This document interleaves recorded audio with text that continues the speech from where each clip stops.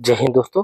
मैं आज आप सबको ये बताने वाला हूँ कि बचत कैसे करनी चाहिए और बचत का पैसा हम कैसे कहाँ पे इन्वेस्ट करें कि जो हमें अच्छा खासा इंटरेस्ट मिल सके। हमारे पैसे का महत्व कहाँ पे बढ़े, हम किस जगह अपना पैसा लगाएं। होता ये है कि अगर हम अच्छी जगह अपना पैसा लगाते हैं तो आने वाले समय में हमारे पैसे का भी मूल्य बढ़ेगा और हमारा भी महत्व बढ़ता चला जाएगा, क्योंकि इंसान की आर्थिक स्थिति से ही मापी जाती है कि आप धनी हैं, रिच हैं कि गरीब हैं। उसमें देखा जाता है, उसमें ये देखा जाता है कि आपकी बचत कैसी है, आप कितना पैसा कमा रहे हैं और पैसे की बचत के साथ साथ आप पैसे को कहाँ पे लगाते हैं और कैसे स्थान पे अपना पैसा इन्वेस्ट करते हैं जिससे अच्छा खासा इंटरेस्ट कमा लें।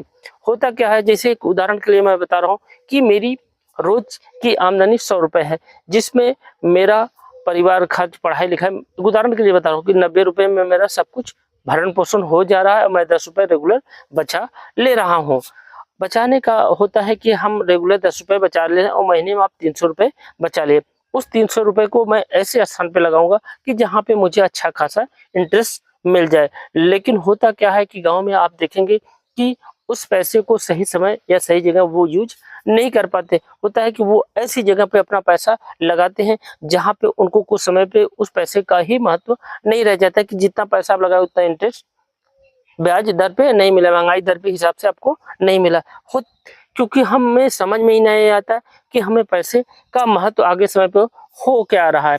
जैसे हमने 1 लाख पैसे बचा के और 1 लाख रुपए जमा दे और 20 साल बाद अगर हमें 2 लाख रुपए मिले या 7 साल बाद हमें 2 लाख रुपए, लेकिन आप महंगाई दर का भी आप अनुमान लगा कि महंगाई किस दर से बढ़े है।